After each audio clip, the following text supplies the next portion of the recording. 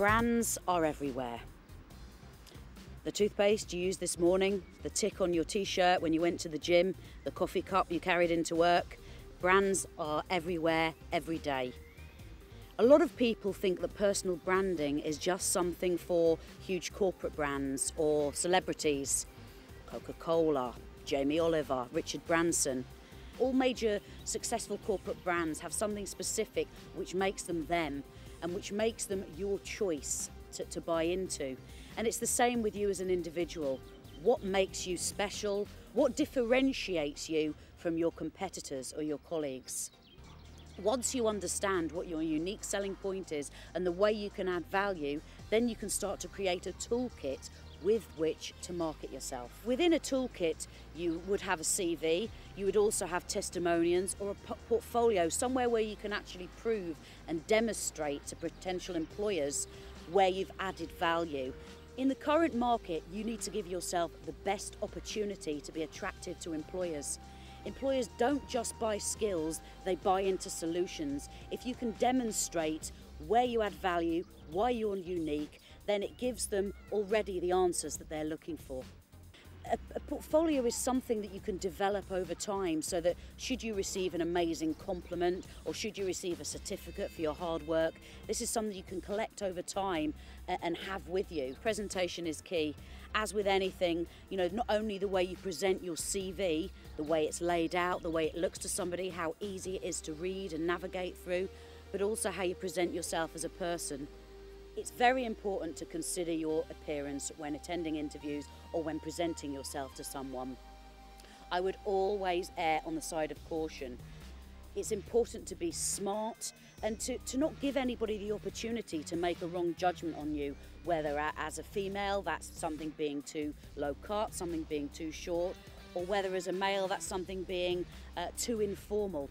Err on the side of caution, and then you can show your personality a bit more at a later date. As well, in a toolkit, you may want to have your own blog, you may want to have your own a website, you may want to look at creating business cards so that when you have the opportunity to network with people, you've got your contact details ready for them. Social networking sites are increasingly popular, not only as a tool to market yourself within, but also a medium of where employers may research and look to find out more details about you.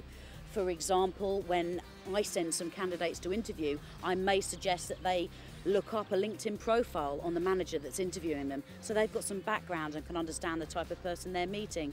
The same goes in a recruitment process.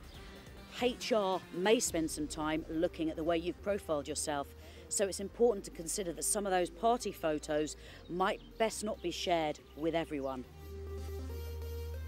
I think you've got to be true to yourself. There's no point in thinking about your own personal brand and your own identity and pretending to be something that you're not. We buy into brands because they're authentic and because they stand for something, and it's key that you also stand for something and are true to yourself.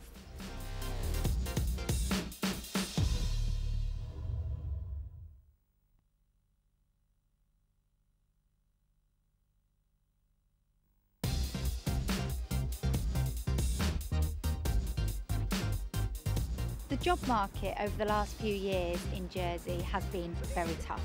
We've seen job cuts, hiring freezes, but there seems to be now sort of a sense of renewed optimism in the market. And so yes, there are jobs out there. The job market has picked up significantly over the past 12 months. So this really is a crucial time, if you're thinking of making a move, to start embarking on that process, because we're starting to see vacancies across all of our clients, and we recruit predominantly for the financial services industry, from sort of trainee level right through to senior manager level, with organisations from small fund boutique organisations right through to large global PLCs, and they've all started to run quite large-scale recruitment campaigns. So really now is a good time to start looking for a job.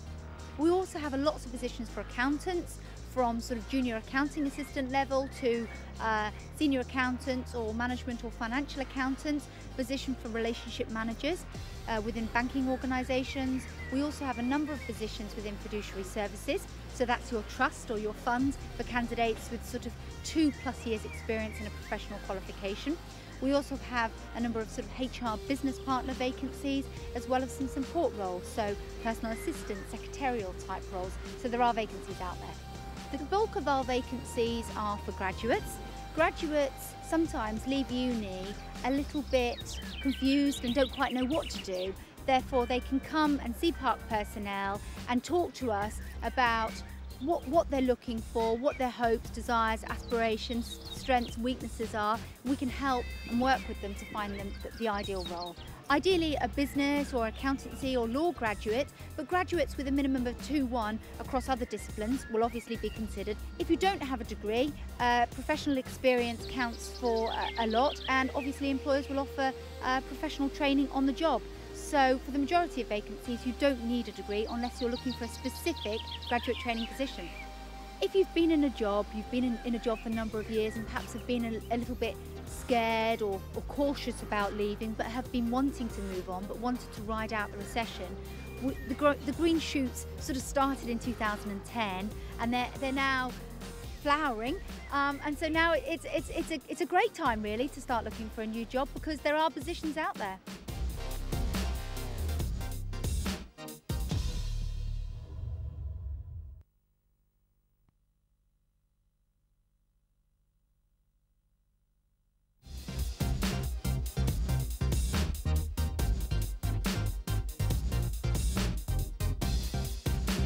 Competency-based interviews is the most popular interview technique at the moment.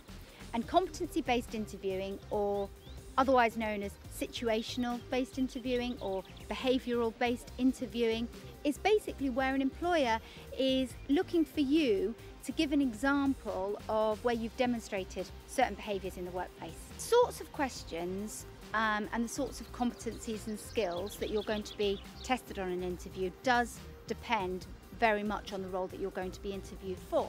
An employer might ask you something like, what achievement are you most proud of? And that will be assessing your personal motivation and how you tackle challenges. You might be asked to give an example of how you've planned and prepared for a large piece of work. So that would be testing your planning and organisational skills. You can always use examples from your academic background, so examples of where you've taken part in coursework, examples of perhaps where you've done some work experience, institute directors, young enterprise, that sort of thing. You can also use sort of extracurricular activities. Perhaps you're part of a football club, therefore you're working as a team. Are you the social secretary for your gymnastics club or something like that, or part of a youth club, or an involuntary work that you've done as well? That can also be used, and use examples of where you've done that. Alternatively, you could use examples from perhaps social and friendship groups. You might want to use a framework called the STAR model when structuring your answer. And what the STAR model is, the S stands for the situation, so what was the situation? The T stands for the task, what was the problem or the task that you were faced with? The A stands for the action, so what did you actually do and what were perhaps the challenges or the obstacles that you faced? And the R stands for the result, so what was the outcome, what was achieved? But beware, during a competency-based interview, the interviewer might actually then probe further. So if you're given an example, make sure you're able to talk freely and can talk around the subject wherever possible. One of the key questions that you might be asked in an interview is, what are your strengths and what are your weaknesses? And that's a key one. You've got to be careful with your weaknesses.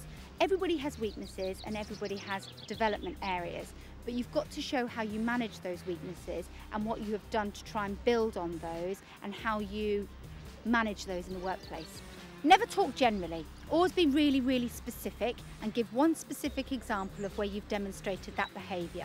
Wherever possible, use I as opposed to we, because the employer wants to know what you did, what you achieved and what you delivered during that particular situation.